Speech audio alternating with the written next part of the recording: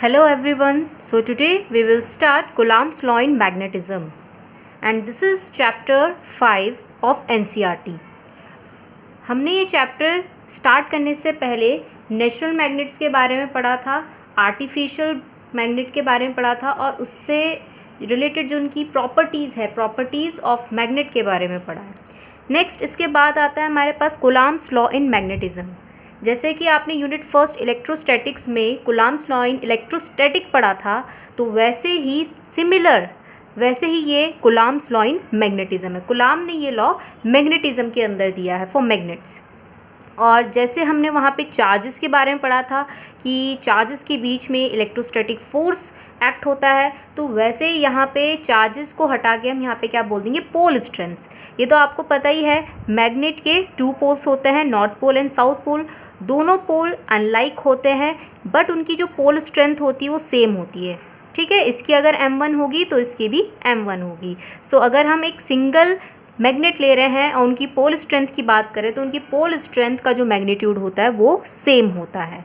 ठीक है, तो ऐसे ही हमने क्या कर रखा है, यहाँ पे 2 अलग अलग मैग्नेट्स ले रखे. एक ये फर्स्ट मैग्नेट है और ये सेकंड मैग्नेट है. दोनों मैग्नेट को हमने कहाँ पे प्लेस कर रखा है, वैक्यूम और एयर में प्लेस कर. मोस्टली हम फ्री स्पेस या वैक्यूम ही लेते हैं. ठीक है, वैक्यूम में प्लेस कर रखा है. दोनों की जो पोल्स हैं, नॉर्थ पोल को मैंने एक दूसरे के सामने रखा हुआ है.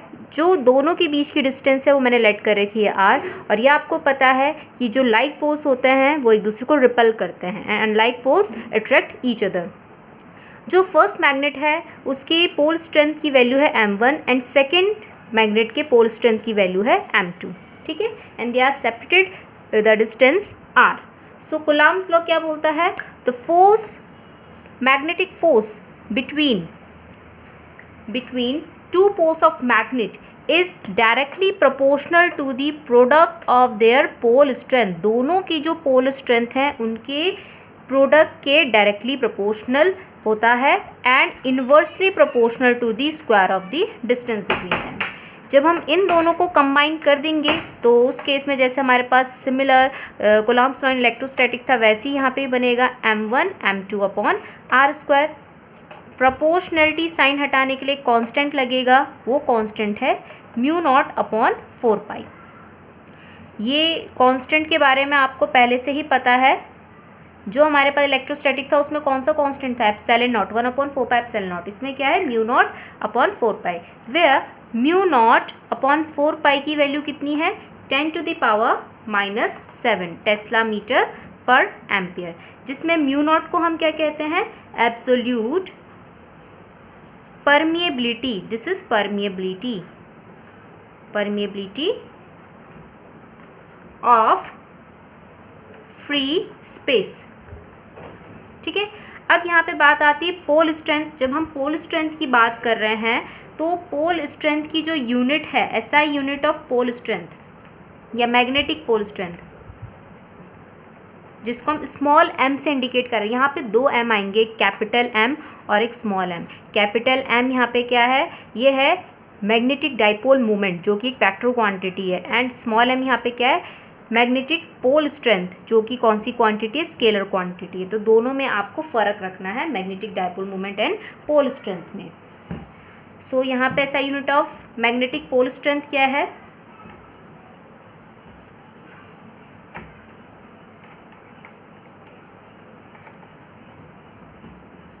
Ampere metre. तो आपको याद रखना है मैग्नेटिक पोल स्ट्रेंथ की SI यूनिट यहाँ पे क्या है, एम्पियर मीटर है. नेक्स्ट इसके बाद हम आगे चलते हैं मैग्नेटिक डाइपोल मोमेंट. इससे पहले मैंने आपको समझा रखा है किसके लिए, फॉर करंट कैरिंग लूप के लिए. और अगर हम प्रीवियस लेक्चर की तरफ जाए जो कि हमने पढ़ा था इलेक्ट्रिक डाइपोल मोमेंट, जिसमें उसका फॉर्मूला क्या निकल के आया था, P is equals to, it is the product of the either charge and the distance between 2 what charges. तो जो भी हमारे पास 2 चार्जेस थे, अपोजिट चार्जेस, उनके बीच की डिस्टेंस और जो भी उन दोनों की जो चार्ज का मैग्नीट्यूड था, उन दोनों के प्रोडक्ट के इक्वल हम वहाँ पे क्या लिखते थे, इलेक्ट्रिक डाइपोल मोमेंट. तो वैसे अब यहाँ पे चार्ज की जगह किसने ले लिए, Q की जगह अब यहाँ पे किसने ले लिए, स्मॉल m ने. ठीक है, और साथ ही साथ मैग्नेटिक जो यहाँ पे लेंथ है या दोनों पोल्स के बीच की जो डिस्टेंस है वो हम यहाँ पे 2l लेके चलते हैं। वहाँ पे 2a ली थी, यहाँ पे 2l ले लेते हैं, ठीक है। तो सब कुछ पूरा का पूरा वही रहेगा, बस आपको याद रखना है 1/4π की जगह यहाँ पे μ0/4π हो गया, q की जगह जहाँ पे भी q1 q2 आएगा वहाँ पे m1 m2 हो जाएगा, और जहाँ पे E होगा इलेक्ट्रिक फील्ड का जो आपने फॉर्मूला पढ़ा था वहाँ पे क्या रिप्लेस हो जाएगा, यहाँ पे मैग्नेटिक फील्ड B, ठीक है। तो ये सब चीज़ें होंगी। अब अगर मुझे यहाँ पे मैग्नेटिक डाइपोल मोमेंट है उसको डिफाइन करना है, उसका मेजरमेंट लिखना है, मैग्नेटिक डाइपोल मोमेंट, तो वो क्या होगा यहाँ पे, जैसे हमारे पास ये मैग्नेट है, this is its north pole and this is it south pole. इसकी जो पोल स्ट्रेंथ है वो मैंने स्मॉल m ले रखी है एंड मैग्नेटिक लेंथ इसकी मैंने क्या ले रखी है 2l। दोनों पोल्स के बीच की डिस्टेंस कितनी लेते हैं हम 2l। अगर हम सेंटर से ले तो कितना होगा यहाँ पे l और इतना भी यहाँ पे भी क्या होगा l होगा, ठीक है। तो अगर हम यहाँ पे मैग्नेटिक डाइपोल मोमेंट की बात करें या simple dipole moment, magnetic moment की बात करें, मैग्नेटिक डाइपोल मोमेंट, डाइपोल आपको दिख रहे होंगे, इसके दो पोल्स हैं, कौन कौन से, एक north pole and south pole. तो उसको हम कैसे डिफाइन करते हैं, magnetic dipole moment is the product of either magnetic pole strength and the magnetic length, product of either magnetic pole strength and magnetic length 2l। And 2l आपको पता है यहाँ पे क्या होता है, ये वेक्टर क्वांटिटी है, और 2l की डायरेक्शन जैसे वहाँ पे नेगेटिव से पॉजिटिव की तरफ थी, यहाँ पे कहाँ से कहाँ की तरफ है, साउथ पोल से नॉर्थ पोल के टूवर्ड्स। तो आपको बस ये याद रखना है, जो आपने उस टाइम पे पॉजिटिव चार्ज पढ़ा था वो यहाँ पे एज ए नॉर्थ पोल की तरह बिहेव कर रहा है, और जो वहाँ पे नेगेटिव चार्ज पढ़ा था वो यहाँ पे साउथ पोल की तरह बिहेव कर रहा है। लेकिन इसमें भी बहुत सारे डिफरेंसेस आएंगे, वो धीरे धीरे हम यहाँ पे पढ़ेंगे। तो आपको सिर्फ ये याद रखना है m = स्मॉल m × 2l, ठीक है। जिसमें इसकी डायरेक्शन, अगर मैं डायरेक्शन की बात करूँ तो कहाँ से कहाँ की तरफ है, s पोल से कहाँ की तरफ है, इसकी डायरेक्शन n पोल के टूवर्ड्स है। तो अगर कहीं पे भी आपके पास इस तरीके से एरो बन के आ गया और आपको बोल दिया गया ये क्या है, इसका मैग्नेटिक डाइपोल मोमेंट, तो मैग्नेटिक डाइपोल मोमेंट में जो ये एरो है, ये जो एरो है वो किसको बताएगा, नॉर्थ पोल को बताएगा, और जो इसकी टेल है वो किसको बताएगी, साउथ पोल को, ठीक है। तो कहीं पे अगर आपके पास कोई भी मैग्नेटिक डाइपोल इस तरीके से बना दिया गया तो ये एक मैग्नेट को बता रहा है, जिसमें एरो नॉर्थ पोल को बताएगा एंड टेल साउथ पोल को। यहाँ पे भी ये नॉर्थ पोल और ये south pole, this is north and this is south pole. क्योंकि आपको पता है मैग्नेटिक डाइपोल मोमेंट कब प्रोड्यूस होता है, जब कहीं पे करंट फ्लो करता है। आपने इससे पहले वाले चैप्टर में पढ़ा, जहाँ पे करंट फ्लो कर रहा है, जहाँ पे चार्जेस मूव कर रहे हैं, तो by right hand thumb rule के हिसाब से हम वहाँ पे क्या निकाल देते हैं, उसका मैग्नेटिक डाइपोल मोमेंट। क्योंकि जहाँ पे करंट फ्लो होता है फ्रॉम ऑर्स्टेड एक्सपेरिमेंट के थ्रू, जहाँ पे करंट फ्लो होता है वहीं उसी के ऑल अराउंड क्या प्रोड्यूस होता है, मैग्नेटिक फील्ड प्रोड्यूस होता है। तो इसका मतलब ये है कि इस दुनिया में कहीं पे भी आपको मैग्नेटिक फील्ड अगर कहीं पे भी नज़र आता है तो वो किसी ना किसी करंट की वजह से प्रोड्यूस हो रहा होगा, या किसी चार्ज के मूव होने की वजह से प्रोड्यूस हो रहा होगा, ठीक है। जब हम इसकी SI यूनिट की बात करते हैं तो इसके आपने दो फॉर्मूले पढ़े थे, एक तो ये हो गया और एक ये वाला हो गया, I × A वाला। तो ऐसा इन दोनों में से किससे भी निकाल सकते हो, तो अगर मैं इससे निकालूँ या इससे भी निकाल सकते हैं। तो m की यूनिट अभी आपने पढ़ी थी एम्पियर मीटर, और 2l ये लेंथ है, लेंथ की यूनिट क्या होती है, मीटर। तो एक और मीटर आ जाएगा, तो टोटल कितना हो जाएगा, एम्पियर मीटर स्क्वायर, ठीक है। नेक्स्ट इसके बाद आता है यहाँ पे expression of magnetic dipole moment of a revolving electron. तो आपको ये एक्सप्रेशन देखना है, इसमें आपको गायरोमेट्रिक रेशियो पढ़ाया जाएगा। तो अभी मैंने यहाँ पे बताया था कि कहीं पे भी अगर हम बात करें किसी मैग्नेटिक सब्सटेंस की, बार मैग्नेट हो गया, परमानेंट मैग्नेट, टेम्पररी मैग्नेट, जितने भी मैग्नेट है, तो उसमें जो कहीं पे भी मैग्नेटिक फील्ड प्रोड्यूस हो रहा है या मैग्नेटिक मूवमेंट प्रोड्यूस हो रहा है, वो किसकी वजह से हो रहा होगा, due to motion of charges की वजह से, due to motion of charges या due to motion of revolving of electron की वजह से। तो कहीं पे भी अगर मोशन ऑफ चार्जेस हो रहा है तो इट मीन्स वहाँ पे एक मैग्नेटिक मूवमेंट प्रोड्यूस होगा या मैग्नेटिक फील्ड प्रोड्यूस होगा। तो वही हमें यहाँ पे निकालना है। तो उससे पहले थोड़ी सी हम यहाँ पे क्या पढ़ लेते हैं, इसकी थ्योरी पढ़ लेते हैं। ये आप सबको पता है कि कोई भी अगर मैं मैग्नेटिक सब्सटेंस लूँ, ठीक है,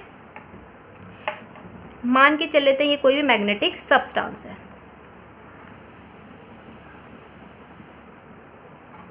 या फिर मैंने कोई भी मैग्नेट या कुछ भी ले लिया, ठीक है, मैग्नेटिक सब्सटेंस है, तो ये मैग्नेटिक सब्सटेंस किससे बना हुआ है, बहुत सारे एटम से मिलके बना है, ठीक है।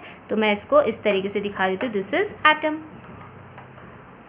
और इस एटम की अगर मैं स्टडी करूँ, इसको भी अगर जूम फॉर्म में देखूँ, इसके भी अंदर अगर जाके देखूँ, तो एटम के अंदर अगर मैं देखूँ, बीच में क्या प्रेजेंट होता है, न्यूक्लियस, ओके। और इसके ऑल अराउंड कौन रिवॉल्व करता है, इलेक्ट्रॉन रिवॉल्व करता है, ठीक है। इसके ऑल अराउंड इलेक्ट्रॉन रिवॉल्व करता है कुछ एक आर डिस्टेंस पे। So this is nucleus, and इस न्यूक्लियस के ऑल अराउंड कौन रिवॉल्व कर रहा है, इलेक्ट्रॉन रिवॉल्व कर रहा है। तो मैंने इसका जो मोशन है वो कैसे ले लिया है, एंटी क्लॉकवाइज डायरेक्शन में ले लिया है, ठीक है। अब बात आती है कि जब इलेक्ट्रॉन यहाँ पे रिवॉल्व कर रहा है, तो इलेक्ट्रॉन जब भी कोई बॉडी या कोई भी पार्टिकल या कोई भी ऑब्जेक्ट क्या करता है, सर्कुलर मोशन करता है, ठीक है, तो उस केस में वहाँ पे उसका एंगुलर मोमेंटम प्रोड्यूस होता है, एंगुलर मोमेंटम वो क्रिएट। तो उसका अगर मैं एंगुलर मोमेंटम निकालूं तो वो भी हम किसके थ्रू निकालेंगे, राइट हैंड थंब रूल के अकॉर्डिंग। तो आपको ये याद रखना, जैसे इलेक्ट्रॉन है, इलेक्ट्रॉन जिस डायरेक्शन में मूव कर रहा है उस डायरेक्शन में अगर मैं अपने हैंड का कर्ल रख दूँ तो थंब की डायरेक्शन यहाँ पे, थंब की डायरेक्शन यहाँ पे किसको बताएगी, उसके एंगुलर मोमेंटम को बताएगी। It means the rotational motion contain in a body is known as its angular momentum. तो इसके एंगुलर मोमेंटम को कौन बताएगा, यहाँ पे इसकी डायरेक्शन को कौन बताएगा, यहाँ पे जो राइट हैंड थंब रूल है। तो अगर मैं इसे ऐसे देखूँ तो एंटी क्लॉकवाइज डायरेक्शन में इस तरीके से घूम रहा है कर्ल, और थंब की डायरेक्शन आ रही है अपवर्ड। तो इट मीन्स कि अगर मैं इसके एंगुलर मोमेंटम की बात करूँ तो वो कहाँ की तरफ है, ऊपर की तरफ है, ठीक है। L is it's angular momentum, ये आपने 11th क्लास में पढ़ा होगा। अब बात आती है यहाँ पे इसके मैग्नेटिक डायपोल मोमेंट। अब आपको दिख रहा होगा इलेक्ट्रॉन क्या है, एक चार्ज है ऑब्वियसली, ठीक है। और आपने पढ़ा था कि मैग्नेटिक डायपोल मोमेंट की डायरेक्शन कैसे निकालते हैं, राइट हैंड थंब रूल से ही। लेकिन राइट हैंड थंब रूल में जो कर्ल है वो करंट की डायरेक्शन को बोलता है, और थंब फिर किसकी डायरेक्शन को बोलता है, मैग्नेटिक डायपोल मोमेंट की। लेकिन यहाँ पे तो इलेक्ट्रॉन रिवॉल्व कर रहा है, तो सबसे पहले हम यहाँ पे फाइंड आउट करते हैं कि करंट की डायरेक्शन क्या होगी। इलेक्ट्रॉन के मोशन की डायरेक्शन है एंटी क्लॉकवाइज, तो करंट के डायरेक्शन का मोशन कैसा होगा यहाँ पे, क्लॉकवाइज, क्योंकि करंट ऑलवेज इलेक्ट्रॉन के मोशन के अपोजिट फ्लो करती है। तो करंट कहाँ की तरफ होगी, क्लॉकवाइज। तो हम अपने कर्ल को क्लॉकवाइज घुमाते हैं, जब क्लॉकवाइज घुमाएंगे तो मैग्नेटिक डायपोल मूवमेंट कहाँ की तरफ आएगा, डाउनवर्ड। तो देखो आपको इतना लॉन्ग याद नहीं रखना, सिर्फ आपको याद रखना एक बार, आपको सिर्फ इलेक्ट्रॉन के लिए यहाँ पे राइट हैंड थंब रूल लगाना है। इलेक्ट्रॉन के मोशन की वजह से हम उसका एंगुलर मोमेंटम निकालेंगे, और आपको याद रखना है कि ऑलवेज जो भी यहाँ पे मैग्नेटिक डायपोल मूवमेंट प्रोड्यूस होगा due to this motion of revolving of electron, वो ऑलवेज उसके एल के, उसके एंगुलर मोमेंटम के कहाँ पे अपोजिटली प्रोड्यूस होगा, उसके अपोजिटली प्रोड्यूस होगा। तो आपको ऐसे याद रखना है, ठीक है, ये चीज़। तो इट मीन्स इसका एंगुलर मोमेंटम कैसे बन रहा है, डाउनवर्ड। तो अगर मैंने आपसे पूछ लिया कि इसका नॉर्थ पोल साउथ पोल कहाँ होगा, तो नीचे की तरफ, अगर मैं इस सर्कुलर पार्ट को देखूँ तो नीचे की तरफ क्या होगा, नॉर्थ पोल, और ऊपर की तरफ जहाँ पे इसकी टेल है ऊपर की तरफ क्या होगा, साउथ पोल। यहाँ पे साउथ पोल, और नीचे की तरफ क्या होगा, जो आपको दिख नहीं रहा है, वो होगा नॉर्थ पोल, ठीक है।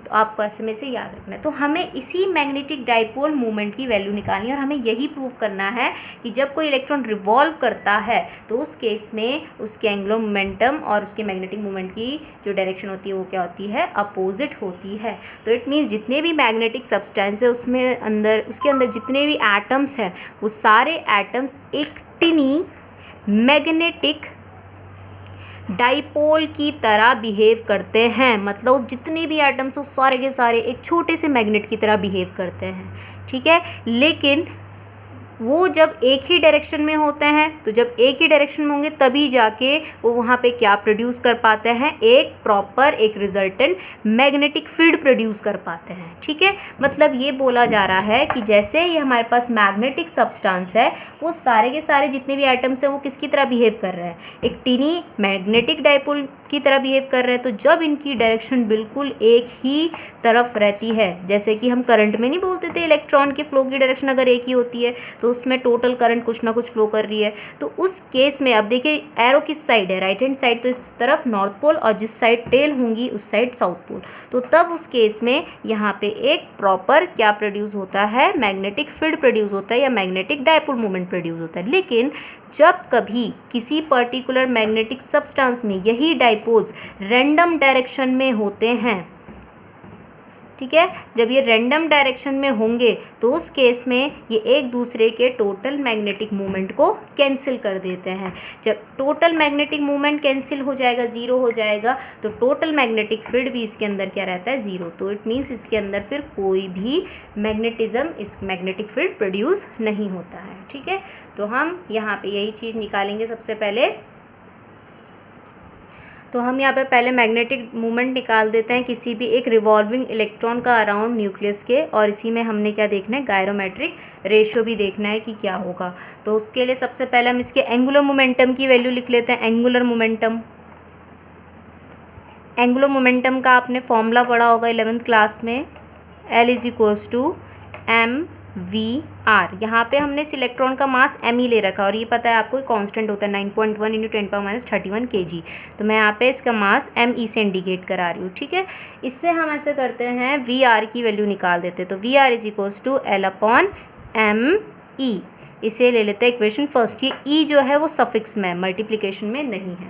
नेक्स्ट इसके बाद जब यहाँ पे इलेक्ट्रॉन रिवॉल्व कर रहा है तो इट मीन्स करंट प्रोड्यूस होगी। तो करंट का फॉर्मूला क्या होता है, चार्ज अपॉन टाइम। इस पे कितना चार्ज है, E। एक इलेक्ट्रॉन है इसलिए 1 आया है, ठीक है। E की वैल्यू क्या होती है, E इलेक्ट्रॉन को नहीं बता रहा है, उसके चार्ज को बता रहा है। कितना, 1.6 × 10⁻19। माइनस में नहीं ले रहे हैं, क्यों, क्योंकि यहाँ पे हम मैग्नीट्यूड फॉर्म में लिख रहे हैं। टाइम, तो टाइम एक रेवोल्यूशन कितने टाइम में कंप्लीट करेगा, तो ले लेते हैं कैपिटल T, जिसको हम टाइम पीरियड भी बोलते हैं, ठीक है।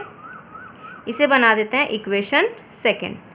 अब आती है यहाँ पे बात कि टाइम पीरियड का फॉर्मूला क्या होगा। तो वेलोसिटी और डिस्टेंस और स्पीड के टर्म में टाइम पीरियड का फॉर्मूला आपने पढ़ा होगा 9th क्लास में। टाइम पीरियड = क्या होता है, डिस्टेंस अपॉन स्पीड। तो ये बताइए कितना डिस्टेंस कवर कर रहा है ये एक पूरे रेवोल्यूशन में, उसका सरकमफेरेंस, उस सर्कल का सरकमफेरेंस कितना, 2πr, ठीक है, क्योंकि रेडियस कितना है, r है, और साथ साथ न्यूक्लियस और इलेक्ट्रॉन के बीच की डिस्टेंस भी r ही है। अपॉन स्पीड कितनी है, देखिए स्पीड कितनी दिखा रखी है इसमें, v दिखा रखी है, ठीक है। अब आती है बात, इस t की वैल्यू को उठा के इक्वेशन 2 पे रख दीजिए। Put this value in equation 2। i क्या निकल के आएगा, तो t की जो भी वैल्यू होगी ऊपर रखेंगे, तो रेसिप्रोकल फॉर्म में रखेंगे, तो क्या होगा, EV/2πr, ठीक है। ये i की वैल्यू निकल के आई है। अब बात आती है यहाँ पे, इस इक्वेशन थर्ड बना देते हैं। हमें कैलकुलेट क्या करना है, मैग्नेटिक डाइपोल मूवमेंट या मैग्नेटिक मूवमेंट भी बोल सकते हैं इसे। मैग्नेटिक मूवमेंट का फॉर्मूला क्या होता है, m = I × A। I का फॉर्मूला इक्वेशन 3 से पुट करेंगे, ठीक है। A मतलब इस करंट लूप का एरिया, तो सर्कल का एरिया क्या होता है, πr²। पहले I की वैल्यू रख देते हैं, EV/2πr, and area of loop πr²। एक r से एक r कट हो जाएगा, पाई से पाई कट, और हमारे पास आ जाएगा EV, एक r यहाँ पे बच रहा है, अपॉन 2। यहाँ पे हमारे पास आ रहा है VR, दिख रहा होगा आपको, VR आ रहा है। इस VR की जगह हम इक्वेशन फर्स्ट से उठा के रख देंगे VR की वैल्यू L/me। तो m का फॉर्मूला यहाँ पे क्या आ जाएगा, E/2 as it is. VR की जगह क्या हो जाएगा, L/me। तो ये मैग्नेटिक डाइपोल मूवमेंट आया है किस फॉर्म में, इन मैग्नीट्यूड फॉर्म में। लेकिन आपको पता है मैग्नेटिक डाइपोल मूवमेंट कैसी क्वांटिटी होती है, ये होती है वेक्टर क्वांटिटी। तो वेक्टर क्वांटिटी के लिए आपको पता है जो E है, E मतलब charge on an electron. Electron में कितना चार्ज होता है, माइनस का E। तो उस केस में हम यहाँ पे साइन क्या लगा देंगे, माइनस का। तो माइनस का E/2me, और इनमें से जो हमारे पास वेक्टर क्वांटिटी ना ही E है ना ही me है, वो कौन है, एंगुलर मोमेंटम। तो इसलिए हमने m और l के ऊपर वेक्टर लगा दिया है। माइनस E क्यों आया है, क्योंकि यहाँ पे चार्ज ऑन इलेक्ट्रॉन कितना होता है, माइनस का 1e। 1 लिखने की ज़रूरत नहीं, तो माइनस का E। नेगेटिव साइन क्या इंडिकेट कर रहा है, नेगेटिव साइन यहाँ पे यही दिखा रहा है कि जो दोनों वेक्टर क्वांटिटी है LHS में एंड RHS में, दोनों एक दूसरे के अपोजिट होगी। तो इट मीन्स कि जो m है फॉर रिवॉल्विंग इलेक्ट्रॉन, वो उसके एंगुलर मोमेंटम के अपोजिट होगा, ठीक है। तो अगर आपके पास एक्सप्रेशन पूछी गई है सिर्फ कि मैग्नेटिक मोमेंट निकालना है तो आपको यहीं तक करना है। अब बात आती है इसके आगे भी हम थोड़ा और सॉल्व कर सकते हैं। सॉल्व करने के लिए हमें यहाँ पे क्या करना है, पहले इसका गायरोमेट्रिक रेशियो बता रही थी मैं आपको, है ना। तो यहीं पे देख लीजिए इसका जो इन मैग्नीट्यूड का फॉर्मूला है, इसमें अगर मैं एल को नीचे लेके चले जाऊँ, m/l, यहाँ पे क्या बचेगा, E/2me। तो ये पूरी कांस्टेंट वैल्यू आ रही है ना, E 1.6 × 10⁻19, me 9.1 × 10⁻31, ये E तो सफिक्स में। तो इसी ratio of magnetic dipole moment and angular momentum of revolving electron is gyrometric ratio, इसी को गायरोमेट्रिक रेशियो कहते हैं। और ये क्या रहता है, कांस्टेंट रहता है, ठीक है। अब इसी के आगे हमें इसकी एक्सप्रेशन थोड़ी और आगे बढ़ानी है, ठीक है। तो उसके लिए आपको बोर एटॉमिक थ्योरी की तरफ जाना पड़ेगा। आपने केमिस्ट्री में पढ़ रखा होगा कि जो बोर है, बोर एटॉमिक थ्योरी के अकॉर्डिंग जो भी एंगुलर मोमेंटम होता है, according to bore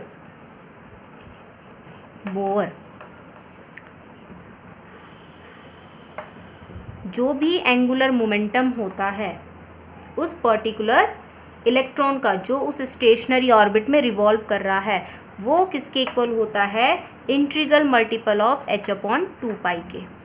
integral multiple n यहाँ पे क्या है, यहाँ पे यह है प्रिंसिपल क्वांटम नंबर की, वो किस पर्टिकुलर ऑर्बिट में वहाँ पे घूम रहा है, जिसमें n की वैल्यू 1 2 3 4 5 इस तरीके से वेरी करती रहेगी, ठीक है। तो अगर मैं l की वैल्यू उठा के यहीं पे पुट कर दूँ, जो अभी इसका फॉर्मूला था, ठीक है, ये फॉर्मूला मैं दोबारा से यहीं पे लिख देती हूँ l, ठीक है। तो उस केस में m का फॉर्मूला क्या बनेगा, इसको कोई सी भी इक्वेशन मान लेते हैं, equation 4, put this value in equation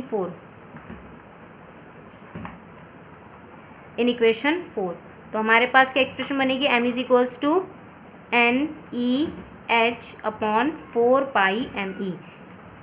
ये यहाँ पे मैंने l की वैल्यू उठा के यहाँ पे रख दी है, ठीक है। तो m का फॉर्मूला पूरा ये बन चुका है।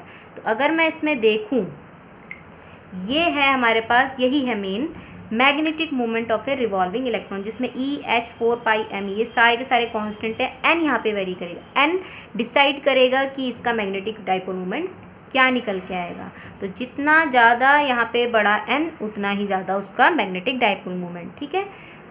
अब यहाँ पे एक चीज़ आती है बोर मैग्नेटॉन, तो इसको मैं हटा देती हूँ, इस एक्सप्रेशन को मैं दोबारा से लिख देती हूँ, बोर मैग्नेटॉन, इसी का ही पार्ट है ये। तो अभी आपने मैग्नेटिक डायपोल मोमेंट का फॉर्मूला निकाला NEH/4πme। जब हम यहाँ पे बोर मैग्नेटॉन की बात कर रहे हैं, तो ये बोर मैग्नेटॉन कुछ नहीं है, खुद मैग्नेटिक डायपोल मोमेंट है, ये खुद एक मैग्नेटिक डायपोल मोमेंट है। इसे MB से इंडिकेट कराता है, ठीक है, स्मॉल b नीचे सफिक्स में। मैग्नेटिक डायपोल मोमेंट है, लेकिन किसका, ऑफ हाइड्रोजन एटम। कब, हाइड्रोजन एटम कब, जब व्हेन इट्स इलेक्ट्रॉन, एक ही इलेक्ट्रॉन होता है, when it's electron revolving in first orbit, जब यहाँ पे हाइड्रोजन एटम का इलेक्ट्रॉन फर्स्ट ऑर्बिट में, मतलब n = 1 वाले ऑर्बिट में घूम रहा है, तो उस केस में जो भी वो मैग्नेटिक डायपोल मोमेंट प्रोड्यूस करेगा, उसी को हम क्या कहते हैं, bore magneton. Magnetic dipole moment n number of यहाँ पे प्रिंसिपल क्वांटम नंबर के लिए, लेकिन जब हम n = 1 बोलते हैं तो वो फिर क्या बन जाता है, बोर मैग्नेटॉन। तो अगर मैं यहाँ पे वैल्यू पुट कर दूँ, तो यहाँ पे MB ये बोर मैग्नेटॉन बन जाएगा, और n की जगह तो 1 होगा, बाकी सब एज इट इज EH/4πme।